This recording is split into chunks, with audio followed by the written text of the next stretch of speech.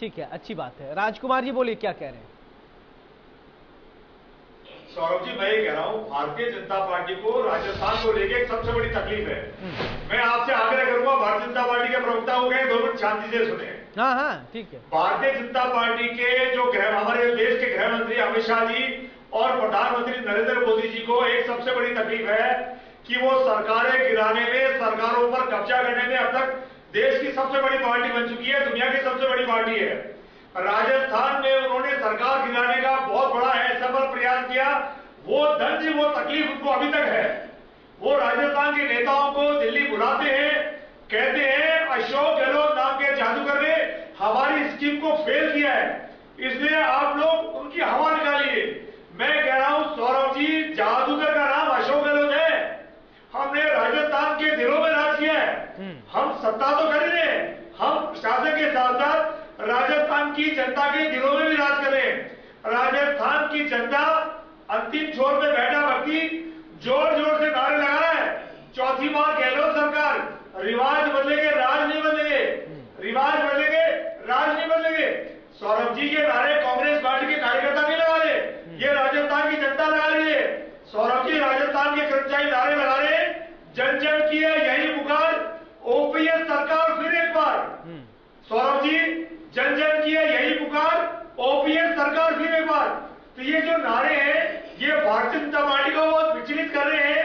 ये जो pink colour का जो टेंट है, जो पिंक कलर का जो रंग है, भारतीय जनता पार्टी को सोने नहीं दे रहा है। ये तमाम बातें राजस्थान की जनता के दिलों में बस गई है और राजस्थान की जनता 25 दिसंबर का इंतजार कर रही है। पहले तो 23 नवंबर था, बिना दूल्हे की बारात राजस्थान में चल रही थी, अब आज तारीख चेंज हो गई है। 25 दिसंबर को राजस्थान की जनता कांग्रेस पार्टी के चुनाव चिन्ह हाथ के ऊपर बटन दबाएगी और भारतीय जनता पार्टी के 200 के 200 उम्मीदवारों को याद दिलाएगी कि आप लोग पौने 5 साल तक तो गायब रहे, आखिरी में 3-4 महीने आप लोग पूरे प्रधानमंत्री से राजस्थान को टूरिज्म स्थल मान के आगे। सौरभ जी, हम 2023 के अंदर 2030 का विजन लेके चल रहे हैं। राजस्थान के लोकप्रिय मुख्यमंत्री विजन पॉलिटिक्स कर रहे हैं और भारत के प्रधानमंत्री जी, पूरी Bharatiya Janata party tourism politics कर रही है। राजस्थान की जनता जानती है टूरिज्म पॉलिटिक्स और विजन पॉलिटिक्स में कितना अंतर है। राजस्थान की जनता से पिछले लोकसभा चुनाव में गलती हो गई थी, 25 के 25 सांसद इनको दे दिए थे। अब राजस्थान की जनता समझ गई है और सौरभ जी, जनता के साथ साथ भारतीय जनता पार्टी भी समझ गई है। उनमें से 7 सांसदों को तो उन्होंने जयपुर में उतार दिया है, 7 सांसदों को अभी विधानसभा चुनाव में उतार दिया है और उतारने के बाद सुरेश जी, बस मैं आ रहा हूँ, थोड़ी देर फिर आ रहा हूँ आप पास। तो एक बात और बता रहा हूँ। हाँ ठीक है, बोलिए राजकुमार जी, सुरेश जी के पास जाऊंगा। दुनिया की झूठ बोलने की सबसे बड़ी मशीन है। ये अगर आपके चैनल में कोई बात बोले तो इनकी बात का बुरा मत मानिएगा। इनकी परंपरा ही ऐसी है, इनका अनुशासन ऐसा है। इनका अनुशासन आप देख रहे हैं, गाड़ियां तोड़ रहे, गालियां मार रहे।